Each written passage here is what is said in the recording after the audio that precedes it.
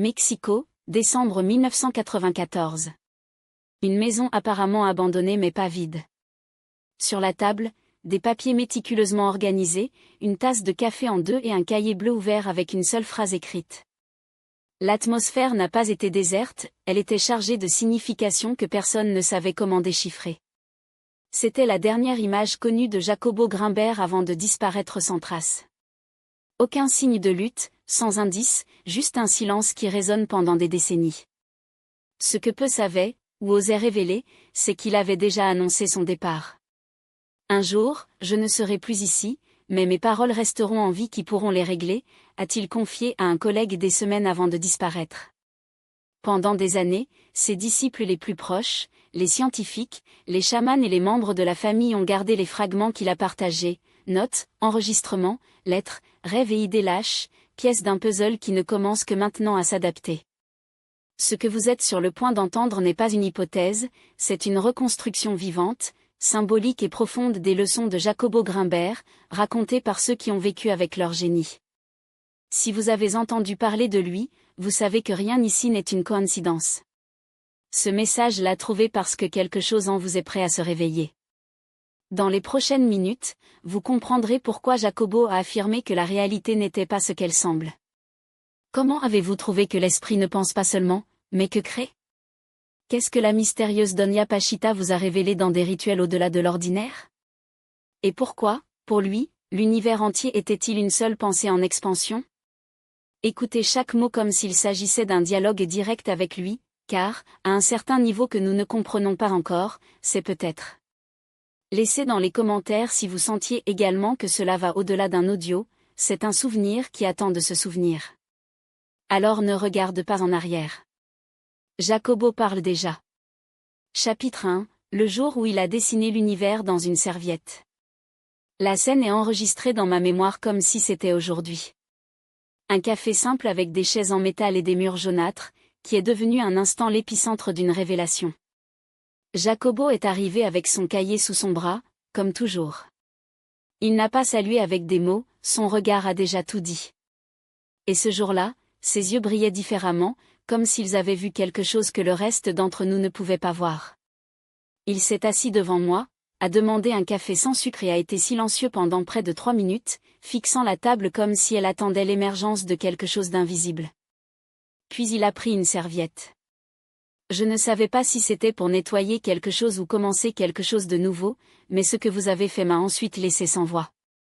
Avec un stylo bleu ordinaire, il a tiré un point au centre et a commencé à dessiner concentrique, imparfait, mais vibrant avec une précision inexplicable. C'est le maillage, a-t-il dit, sans quitter les yeux du papier. Le web qui prend en charge tout ce que vous croyez est réel. Je pensais que c'était une métaphore poétique, une référence au champ quantique ou à l'âme. Mais non. Jacobo a parlé d'une structure littérale, un réseau d'énergie qui relie le corps, les pensées, l'espace et le temps. Chaque idée qui se présente dans notre esprit, a-t-il expliqué, génère une vague dans ce domaine, et la plupart ne réalisent pas l'effet parce qu'ils ne savent pas où chercher. L'esprit ne pense pas, il tisse. Chaque pensée est un point sur le tapis de la réalité, a-t-il écrit à la pointe de la serviette. Cette phrase changerait tout. À partir de ce moment, leurs relations, leurs recherches et même leur propre vie suivraient un cours méconnaissable. Comme nous l'avons dit au revoir ce soir-là, il m'a dit quelque chose qui me prend encore. Le problème n'est pas que vous ne le croyez pas. Le problème est que vous utilisez déjà ce mécanisme sans vous en rendre compte. Et si vous écoutez cela maintenant, vous l'utilisez peut-être aussi. C'est peut-être pour cela que cette histoire vous est venue. Dans le prochain tronçon, je révélerai ce qui s'est passé lorsque Jacobo est entré dans la chambre de Pachita, et pourquoi, quand il est parti, il a dit qu'il avait vu la forme du corps humain de la lumière. Commentez si vous sentiez déjà que vos pensées ont changé quelque chose au-delà de vous, car cela peut être plus réel que vous ne le pensez. La première fois que Jacobo a rencontré Pachita n'était pas dans un laboratoire ou un temple sacré, mais dans une pièce modeste, illuminée uniquement par une bougie et une foi ancestrale. Il est arrivé avec le scepticisme de ceux qui ont étudié la physique quantique, mais aussi avec le cœur ouvert de ceux qui plongent dans les textes des mystiques. Je savais que quelque chose de profond allait être. Esser, même si je ne savais pas quoi, n'était pas préparé. Elle l'a observé de son trône en bois comme s'il connaissait déjà son essence. Il n'a pas prononcé son nom, n'a posé aucune question, il ne le regarda qu'en silence, comme s'il lisait son âme, pas ses pensées. Alors, il a dit. Tu n'es pas venu me voir. Est venu se voir. Ce qui a suivi était indescriptible. Par conséquent, Jacobo n'a pas enregistré en tant que rapport scientifique, mais comme un murmure sur les pages de son cahier noir. Il a ressenti une pression sur sa poitrine, bien que personne ne le touche. Vos pensées sont immobiles. Son corps semblait flotter tandis que ses yeux fermés, étaient justes. Des lumières ont émergé en lui, ils n'étaient pas l'imagination, ils étaient réels, comme si son énergie se réorganisait sous ce look serein. En fin de compte, elle s'approcha et murmura à l'oreille. Vous n'avez pas à jouer pour vous transformer. Soyez juste là où l'autre croit que vous ne l'êtes pas. Le lendemain, Jacobo nous a dit que sa structure énergétique avait été réécrite, pas physiquement mais vibrationnellement. Pour la première fois, il n'a pas vu son esprit comme un processeur et a commencé à le voir comme un domaine qui accueille d'autres réalités. Vos mots étaient marqués. Le corps physique n'est que l'ombre de quelque chose de plus grand. Ce qu'il crée vraiment, c'est dans une autre dimension, un endroit que Pachita habitait sans bouger. Depuis lors, votre science n'a jamais été la même. Il n'a pas cherché de réponse dans le cerveau, mais dans ce qui existait au-delà de lui. Il essaierait plus tard de reproduire cette expérience dans des expériences de méditation profonde, et ce qu'il a trouvé l'a amené à écrire son texte le plus controversé, un manuscrit qui n'a jamais été publié. De cela, nous parlerons de l'avant. Avez-vous déjà senti que quelqu'un vous a joué sans vous toucher? Qu'une force invisible l'a transformé à l'intérieur? Commentaire, je ne suis pas seul. Jacobo a rarement parlé de sa mère, mais quand il l'a fait, le monde semblait s'arrêter. Sa voix était plus bas et son regard jouait quelque chose que d'autres ne pouvaient pas voir. Elle est partie quand il était encore jeune, mais n'a jamais été loin, juste à une autre fréquence. Le jour où il est parti, je n'ai pas pleuré.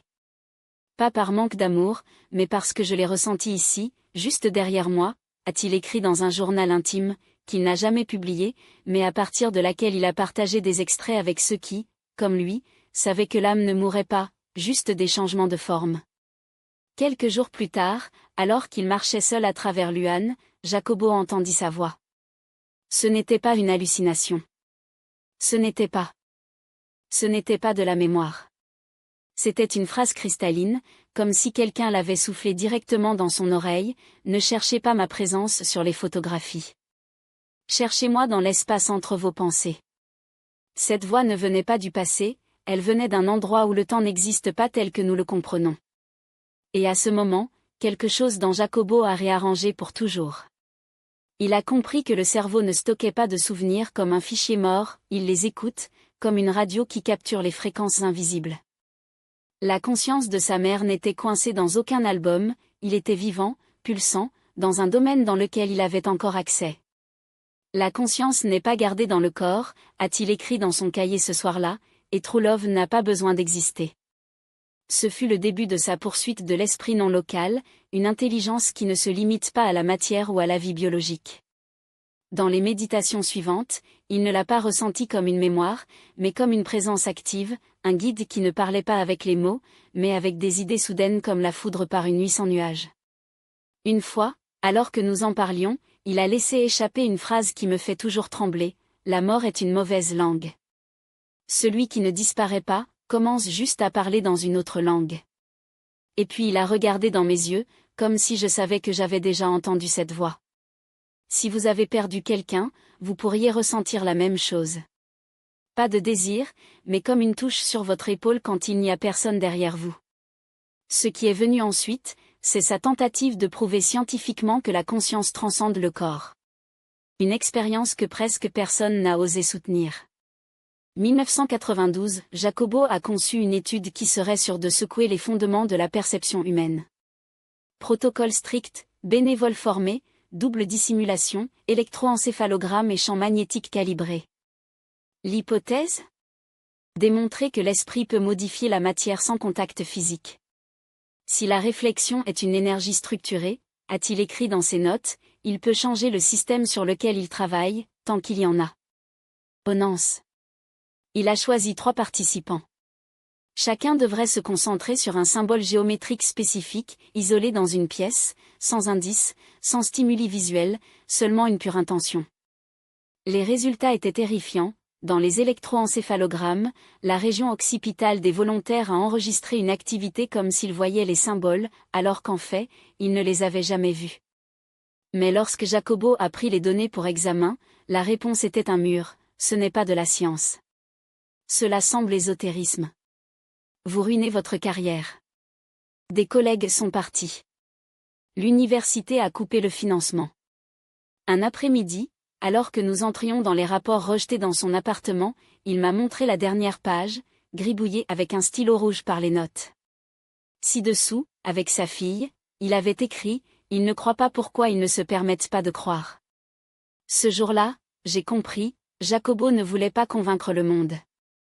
Je voulais juste ouvrir une porte à ceux qui sont prêts à le traverser. Le problème n'est pas si cela est réel, a-t-il dit en gardant les papiers.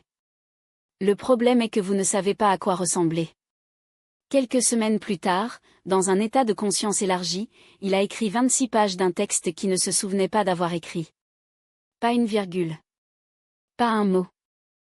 Jacobo aimait le rythme du stylo sur papier, il a dit que les clés ont volé l'âme des paroles. Mais cette nuit-là, en octobre 1993, ce qui est sorti de sa main n'avait aucun rythme. Avait de l'urgence. Il était seul dans son étude, avec une musique tibétaine faible et une lumière jaunâtre. N'a pas prévu d'écrire, je voulais juste méditer. Jusqu'à ce que, après 20 minutes, ses doigts ont commencé à bouger. Pas lent, pas la transe, avec une précision troublante, comme s'il savait déjà ce qu'il devait dire. Pendant 2 heures consécutives, il a écrit sans arrêt, sans hésitation, sans réfléchir. 26 pages. Le lendemain, lorsqu'il les relayant, elle était silencieuse. Il m'a tendu les papiers sans un mot. « Avez-vous écrit cela ?» J'ai demandé. Il a répondu, « Mes mains, oui. Mon esprit. Je n'en ai aucune idée. » Le texte parlait de la telle que la structure de la conscience universelle, la capacité de la pensée, de la flexion de l'espace, une toile vivante qui relie tout, et un point zéro d'où chaque forme émerge. Des concepts qu'il n'avait pas encore formulés, mais qui étaient là dans sa propre calligraphie. Ou dans l'écriture de quelque chose qu'il avait prêté. En écrivant, a-t-il avoué, je ressentais une présence derrière moi, pas comme une ombre, mais comme une lumière qui ne parlait pas, juste, dictée sans son. Ce n'était pas une possession. Ce n'était pas une invention. C'était un pont. Cette nuit-là, pour la première fois, il a utilisé le mot que beaucoup craignaient, cela a été canalisé. Quelque temps plus tard, en lisant des textes de mystiques des cultures qu'il n'avait jamais étudiées, il a trouvé les mêmes phrases, les mêmes symboles, les mêmes structures, et compris, lorsque vous accédez au chant, vous ne créez pas. Vous vous souvenez de ce que la conscience universelle a pensé. Le livre n'a jamais été publié, mais il a laissé des exemplaires à enveloppe, livrés uniquement à ceux qui, selon ses mots, étaient prêts non seulement à lire mais à reconnaître. Une de ces enveloppes est venue à mes mains. À l'intérieur, une note, si un jour je disparais, que ces mots restent. Ce qui s'est passé quelques jours plus tard a été encore plus dérangeant. Jacobo a essayé, pour la première fois, la pause de l'horloge, un moment où le temps n'a pas réussi, mais s'est dissous. C'était un dimanche. Il avait passé la journée à écrire, à méditer, à laisser l'esprit flotter entre des idées qui ont contesté toute logique. Vers 19h30, elle éteint la lumière et ferma les yeux. N'a pas dormi. Ne pensait pas. C'était juste. Quand il les a recommencés, il pensait que les minutes s'étaient écoulées. Mais l'horloge a marqué 23h21. 4 heures, manquant. Sans mémoire. Pas de transition. Sans le sentiment d'attendre. Ce n'était pas comme dormir, a-t-il écrit plus tard. C'était comme entrer dans une pièce où le temps n'est pas autorisé à entrer. Il n'y avait pas avant ou après. Juste une propriété si présente que l'idée même du cadeau avait disparu. Le lendemain, il m'a appelé. Ne pas dire ce qui s'était passé, mais poser une question qui m'a laissé sans terre. Pensez-vous que le temps est une substance, ou juste une habitude ? Nous avons parlé pendant des heures. Et au milieu de cette conversation, elle a résolu une phrase qu'elle enregistrerait plus tard dans son carnet rouge, avec le stylo en appuyant sur le rôle comme s'il voulait y échapper. Peut-être que le temps n'existe que pour ceux qui ont encore besoin de mesurer ce dont ils ne se souviennent pas. Cette expérience l'a amené à plonger dans des états de perception modifiés N. Il est par la curiosité qui passe, mais pour une nécessité viscérale, reproduire ce moment où le temps s'est dissous, quand avancer et en arrière a perdu un sens. Il ne s'agissait pas de maîtriser le temps, mais de transcender l'idée même de les mesurer. Jacobo ne voulait pas contrôler le temps, il voulait se libérer de l'illusion qu'il existait. Et l'a fait. Plus d'une fois. Dans des expériences documentées, leurs ondes cérébrales présentaient des modèles qui ont contesté toute classification connue, comme si leur cerveau avait appris à danser à une fréquence où le passé et l'avenir ne sont que des échos d'un cadeau éternel. C'est alors qu'il a commencé à tout écrire en temps verbal qui a nié la linéarité, le présent. Pas comme un style, mais comme la vérité. Rien ne pouvait être laissé pour compte, car il n'y avait rien de derrière. Tout se passait encore. C'est toujours. Un étudiant l'a une fois interrompu avec une question simple, « Comment savez-vous ce que je pense ?» Jacobo n'a même pas attendu la fin de la phrase. Avec un sourire qui semblait venir d'un endroit au-delà des lèvres, il a répondu, « Avez-vous déjà eu des moments où le temps a simplement disparu ?» La pièce était silencieuse. Ce n'était pas une question. C'était une invitation à se souvenir. C'était l'un de ces jours où l'air portait quelque chose d'invisible, comme si l'espace lui-même respirait secrètement. Le paradis, opaque, a gardé une lumière qui n'était pas du soleil. Et Jacobo a également gardé quelque chose. Nous étions dans une petite pièce d'une âme, où il a offert des réunions de fortune à ceux qui savaient, l'essentiel n'a jamais été le programme. Nous avions 5 ans, un carnet ouvert et le poids d'un silence qui n'était pas vide, mais plein de questions tacites. J'en avais un dans l'esprit. Je ne l'ai pas formulée, je ne l'ai pas écrite, je ne l'ai même pas terminée, je l'ai juste ressentie, comme une ombre existentielle, de ce que nous cachons profondément dans notre âme parente sans réponse.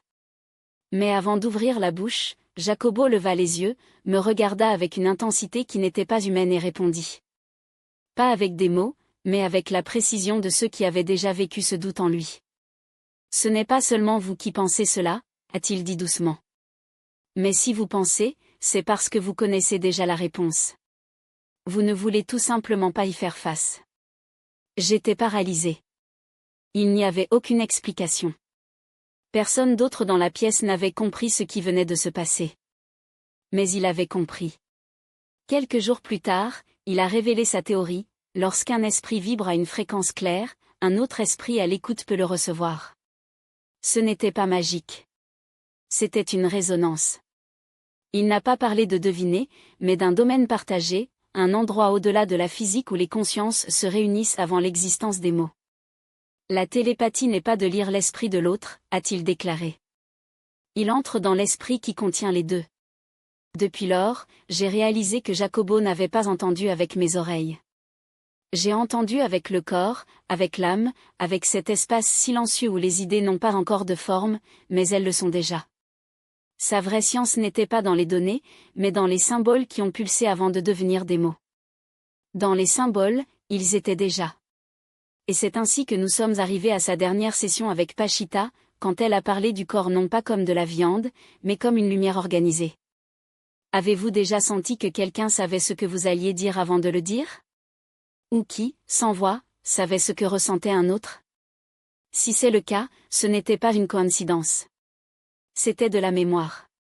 Parce que la lumière se souvient également. C'était la dernière fois que Jacobo a vu Pachita vivant. Je savais au moment où il est entré dans la pièce. Pas pour des signes de maladie, mais parce que l'air avait changé. Ce n'était plus sombre, c'était dense, comme si l'invisible avait pris du poids. Elle ne parlait pas, elle n'a pas souri. Il ne la regardait qu'avec une expression qui suggérait que le corps était déjà un obstacle, trop serré pour ce qu'il était maintenant. Et puis, sans voix, il a commencé à parler. Pas avec des sons, mais avec une énergie que Jacobo enregistrerait plus tard comme le moment où mon corps s'est ouvert à l'intérieur. Pas comme une blessure, mais comme si chaque cellule se réveillait pour entendre quelque chose de plus grand. Pachita leva la main sans le toucher, et pourtant une chaleur a parcouru sa poitrine, elle n'a pas brûlé, s'est transformée. Le corps n'est pas de la viande, a-t-il dit, se pointant vers lui puis vers lui. C'est la lumière qui a appris à obéir dans un sens. Et il a ajouté, comme ses doigts semblaient dessiner quelque chose dans l'air, vous étudiez le chant avec des formules. Je le sens avec vos mains. Mais c'est la même chose, Jacobo. Tout est un chant. Chaque chant est léger. C'était la première fois qu'il entendait le corps de la lumière non pas comme une métaphore, mais comme une véritable structure. Pachita a expliqué, tous les corps sont des formes temporaires de lumière, et lorsqu'une personne se souvient de cela, la maladie commence à se dissoudre. Guérir, c'est ne pas retirer quelque chose du corps, a-t-il dit, tenant sa main. Il se souvient de ce qui le soutient. Jacobo est parti avec différents yeux. Je n'ai plus étudié pour prouver. J'enquêtais pour me souvenir.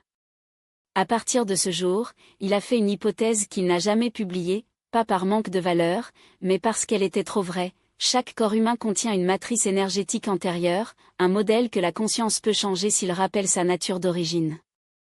Dans le prochain fragment, vous saurez ce que Jacobo a écrit des semaines plus tard lorsque vous avez déclaré « Je ne suis plus ici, bien que votre corps ait encore pris de la place ». Et comment cette certitude a changé non seulement sa mode de vie, mais aussi de disparaître. Avez-vous senti que votre corps est plus que important ? Quelque chose de subtil, presque une respiration, soutient tout ce que vous voyez ? Commentaire. Parce que la lumière se révèle quand nous nous souvenons. Ce n'était pas de la poésie. Ce n'était pas du délire. C'était une déclaration sèche, regardant par la fenêtre comme si je voyais quelque chose que lui seul a vu, je ne suis plus là. C'était peu de temps après sa dernière session avec Pachita. Jacobo n'était plus la même. Son silence était devenu un endroit habité, pas vide, mais par une présence qui ne correspondait pas aux mots. Il m'a invité à son appartement un après-midi où, au lieu de livres, des bougies voyageaient sur la table. Le carnet bleu était ouvert au centre, comme s'il attendait un visiteur que nous n'étions pas. Dans ce document, une seule phrase, la présence ne nécessite pas de corps.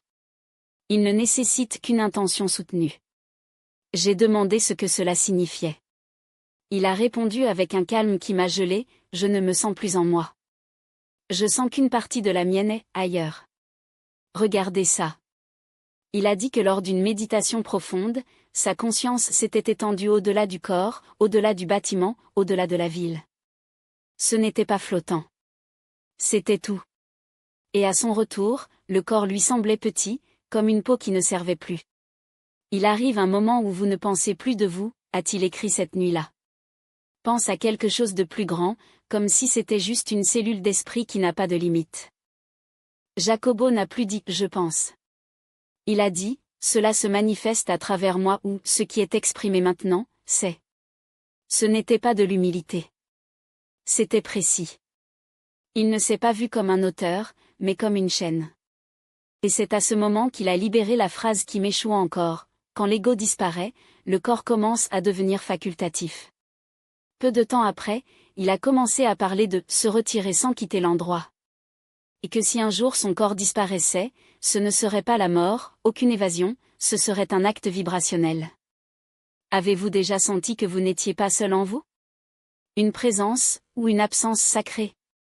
Avez-vous remarqué que, dans n'importe quel coin de votre esprit, y a-t-il un observateur qui n'est pas vous ? Une conscience qui témoigne, mais ne juge pas, qui sait, mais ne s'accroche pas ? Ce n'est pas fou. C'est le premier signe que la cage s'ouvre. Laissez dans les commentaires. Peut-être que votre âme se souvient déjà de ce que le monde a oublié. Dans le fragment suivant, je révélerai la théorie selon laquelle Jacobo Greenberg a prédit qu'ils effaceraient les enregistrements. Non pas parce que c'est faux, mais être dangereux. Il savait qu'il y avait une frontière invisible, non dessinée par les lois, mais par ceux qui décident de ce que l'humanité peut, ou non, remettre en question. Et son hypothèse a dépassé toutes les limites. La réalité n'est pas un fait. C'est un accord hypnotique, a-t-il écrit dans un manuscrit qu'il n'aurait jamais dû être lu. Mais ce qui a vraiment ébranlé les fondations, ce n'était pas cette déclaration. C'est ce qui est venu plus tard, l'accord peut être reprogrammé. Jacobo a constaté que le lattice, ce réseau de conscience qui relie tout, n'est pas seulement influencé par les pensées individuelles. Il est contrôlé par ceux qui dominent la fréquence collective. Et le pire, nous sommes déjà dans ce système. Beaucoup d'idées que vous croyez sont les vôtres? Un plan. Modèle de pensée inséré sous forme de code dans des logiciels, conçus pour vous maintenir dans une boucle prévisible, dormante et gérable. Quand une foule répète la même peur, la même croyance, la même révolte, se demande, qui a écrit le script? Jacobo n'avait pas peur de dire cela à haute voix, bien qu'il ne l'a fait dans des cercles fermés, parmi ceux qui ont déjà été témoins de la vérité. Son avertissement plus net était le suivant: l'ego collectif n'est pas organique. C'est une construction. Plus vous vous identifiez avec lui, plus il nourrit une illusion qui n'a jamais été la vôtre.